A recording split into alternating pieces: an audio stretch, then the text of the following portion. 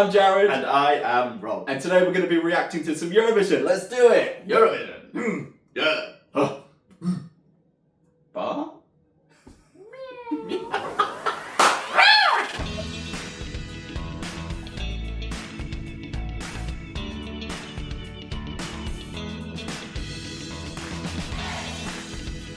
Before we get started, if you want to keep up to date with all of our reaction videos, Subscribe! and there are millions, please hit the subscribe button. Today we are looking at Latvia. Not just Latvia, but their entry into the Eurovision Song Contest. Otherwise, this would be a documentary about the country of Latvia, which it is not. So Latvia had their national contest, Supernova, and it was a tight one. But the winner, apologies in advance for pronunciation, Tautumeitas, they won, or they were decided to be the winner because they had 8 points from the jury and 61,000 votes from the public. So the public vote decided it. With Bur Man Laimi, which means... Bring me happiness. Well, Latvia have one win in the competition, which was all the way back in... It is. It was back in 2002, which was Marie N. Iwana. It was an interesting entry. The past few years were not very successful for Latvia. It was a lot of non-qualifiers, to the point it was pretty much a streak of them just not qualifying. And then last year, maybe deservedly, I was a bit on the fence about it, but they finally did qualify, and I think they were like 16th place in the final. So perhaps this will be the entry that, again, pushes them towards that top 10 that they so desperately crave. Let's go Latvia! Let's go! Moroccan oil. Ooh, it's raining. That's not real rain. Oh, there's more rain. That's it. Strong vocals though, strong opening. Ooh.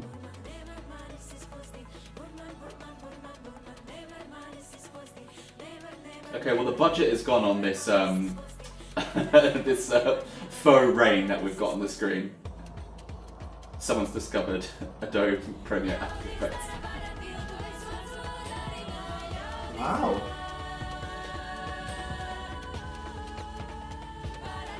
You know what it's giving? Pandora vibes. Mm. With the tree that they like attach to their hair. Yeah, it's Ava. Is it Ava?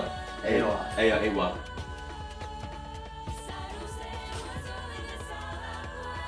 So the lighting's very interesting. It's kind of like dimly underlit, but it's giving like a dramatic effect on them. It's quite intense, isn't it? They're very like... It is, there's something, yeah, it's quite unnerving to watch.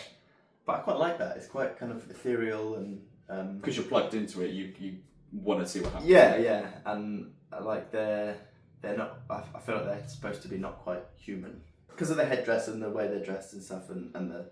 I don't know, the way they're like poses at the start, where they were kind of in this weird kind of half squat thing. It just made me think of like... Very dramatic moment. Yeah, maybe like some sort of otherworldly beings. The vocals, I don't know. I think there was like something on the sound which made it seem a little bit quieter or like suppressed. It might just be because it's on the national final performance, or it might be the sound we're getting through now. It's just something sounded suppressed about it.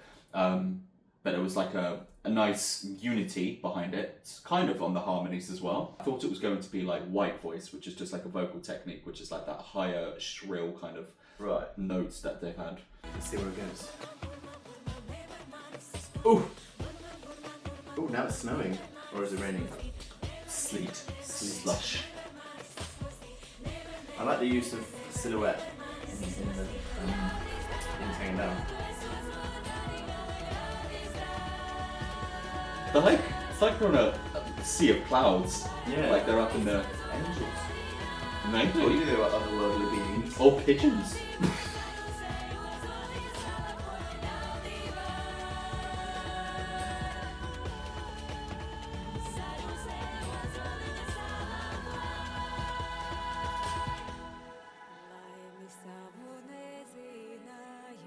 Oh, and they had separated. Solo time. The herd has dispersed. Handography.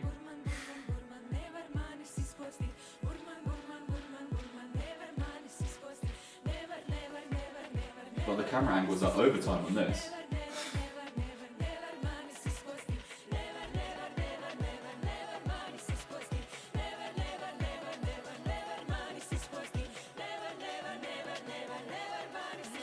We're building to something. It's gonna happen.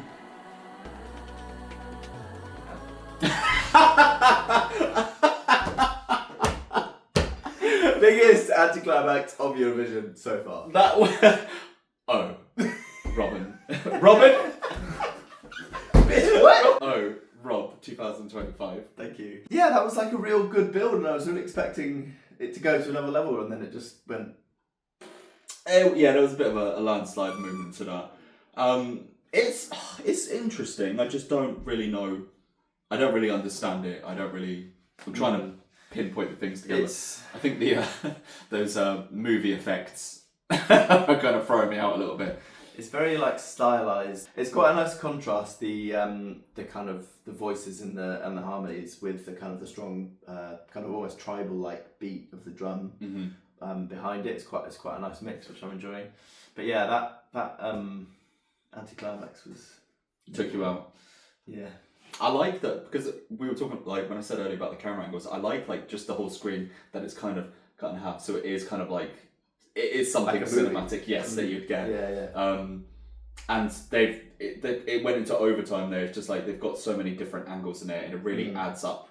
It contributes to the pace, the tension behind it, and the lighting as well. It's dramatic. I can see why it's got the support it has. Well, let's listen to the end and see. Maybe you'll get that drop that you so desperately The need. dubstep drop.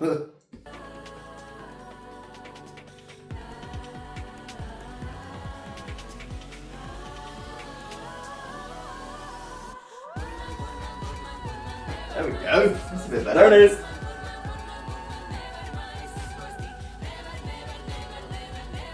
Yes, drum lighting. Whoa, okay.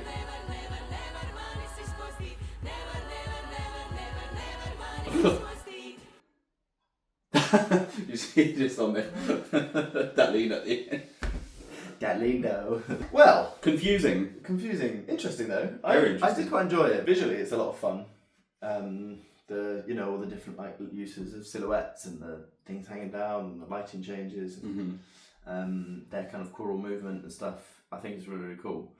And the harmonies are nice. It's a nice kind of, they almost sound sort of jarring, which I think gives it that kind of ethereal, otherworldly feel. But it does feel quite samey. Along the way, I was quite disjointed, and I only really kind of started to vibe with it as we got towards the end, as the beat picked up, and we got the changes happening so fast with the lighting and the camera angles. It was only then that I started to really invest in the piece. But looking back at it, I can say, oh yeah, it is quite a spectacle along the way. I think they engaged a lot of what they thought would be dramatic and cinematic and all of that. Yeah. And I think live that would be quite an experience with all the the lighting change and the strobe lighting and everything like that. I think live that would look really cool, and you'd kind of be drawn into their kind of world. There's just something about it that doesn't quite click with me. But actually, there's only about 4 or 5 lines in total in the song that are just kind of repeated over and over again. So it seems almost more like a kind of tribal chant sort of thing, which is a nice change, to be fair. Like it's not your typical Eurovision pop song. It's very, very different from that. But in terms of how well it will do in the competition, with the public, where you've got some bangers. I think when in the contest when we're competing and we're vying for the attention of, let's say, a public vote, not everyone it's not gonna resonate with everyone. And that, especially when we have a public vote to get into the final, when the jury then take part, you need to be able to get through that threshold, and I don't know necessarily if it can resonate in that way. But artistically, the song it's lovely. It's really beautiful. Yeah, it's really enjoyable, and I think it almost maybe feels like it could be part of like a performance, a larger performance.